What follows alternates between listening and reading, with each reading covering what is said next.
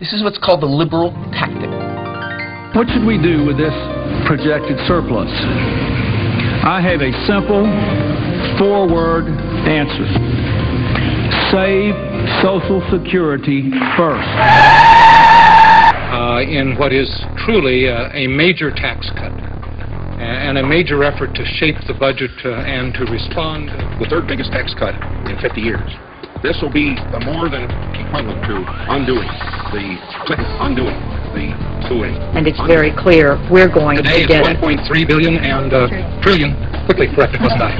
And everybody came together and I think did the right thing for America, giving significant tax cuts, responsible budgeting, responsible spending, and I think we will be able to do the job that the American people expect of us. It always bears reminding what's happened over the last 6 years. When President Bush came to office in 2001, he had an advantage that few presidents in recent history have enjoyed. Is that what you say or is that what he says? A budget and surplus. I'm talking big time surplus. $5.6 trillion by his estimate over the next 10 years. I know that. You don't think I know that? $5.6 trillion. That was the year 2001.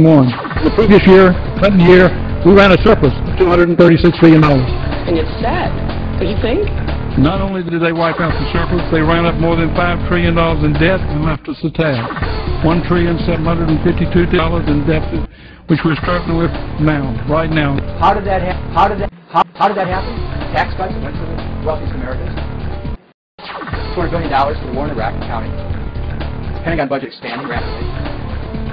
And the wealth is accelerating to the top. Why? I think this is a radical effort to destroy government. So you just take all the resources away so government can't function. I think that you would think that. You can't have, veterans programs. You can't have Medicare. You can't have, the credit tax. Do you believe how boring he is? Dude, it's simple. Just starve everything. Give all the money away. Give it away to war and give it away in tax cuts. The beast. I don't know who that is. The beast of discretionary payments that we have to give to all these municipalities to help. Without this so-called fiscal help to the states, they would be bankrupt. They'd be in dire shape. Everybody's running out of money. So the very time in which revenues to the state and federal government go down is exactly the time that people who depend on state government and federal government need the most help. And we're not just talking about poor people. Tell me what's happened to your Pell Grants, your college tuition. Tell me what's happened to your parents' property taxes because he hasn't funded mandates that he put on the states to deliver. Everybody's running out of money. They simply ignore urgent challenges that we face as a nation. They'll pour $3 trillion into tax cuts over 10 years of middle-class Americans. Those with the greatest needs, prejudice, wasted. There has to be a public sphere. There has to be something that is the commonwealth. And yet we're losing that. This idea of government of the people implies that there's some commonality of services that we Let's be clear what American middle-class families actually got from the president's tax cuts. 60% of Americans had an average of $307. The top 1% of all households receive an average of $26,000. The tax cuts that the president gave, that amount to $87 billion and breaks for people in the top bracket. If you look at the table, the middle class got a small amount of money. People know it's not very much.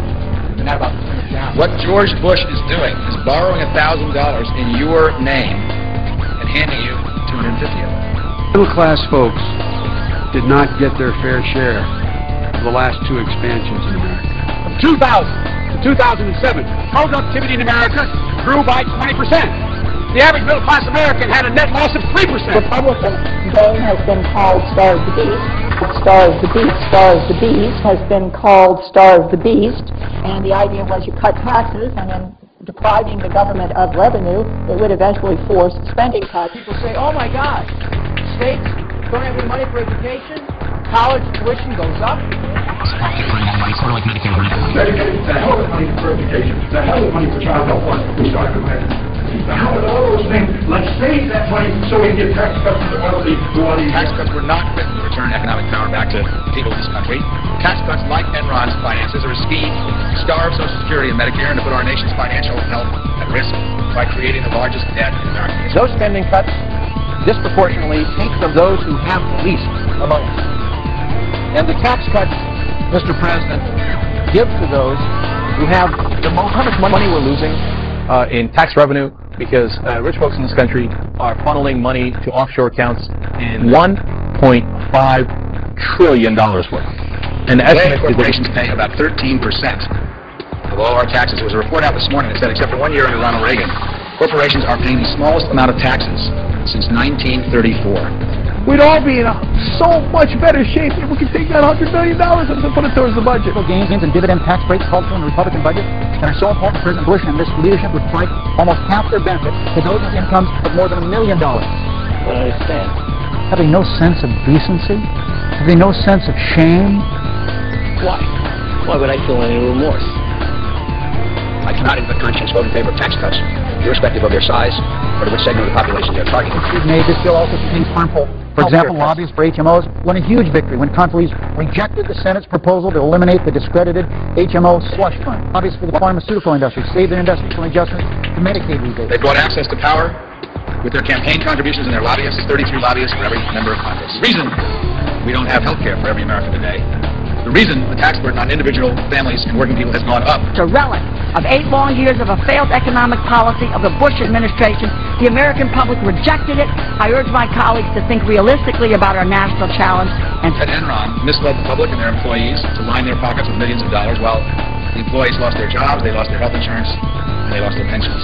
President Bush has brought the Enron model from Texas to Washington. I don't know who that is. We wiped out the deficit. They wiped out the surplus. Yes, you did. Happens to be a fact. No, it isn't. And this is happening all over America because of this, I think, a very radical view of trying to demolish government. For over 2 decades, he subscribed to that old discredited Republican philosophy. Give more and more to those with the most and hope that prosperity trickles down to everyone else. Then they call this the ownership society. But what it really means is that you're on your own. Out of work, tough luck, you're on your own. No health care, the market will fix it, you're on your own. Born into poverty, pull yourself up by your own bootstraps, even if you don't have boots.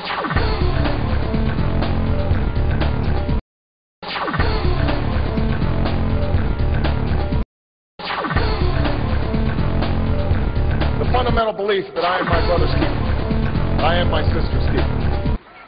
That's the promise we need to keep. That's the change we need right now.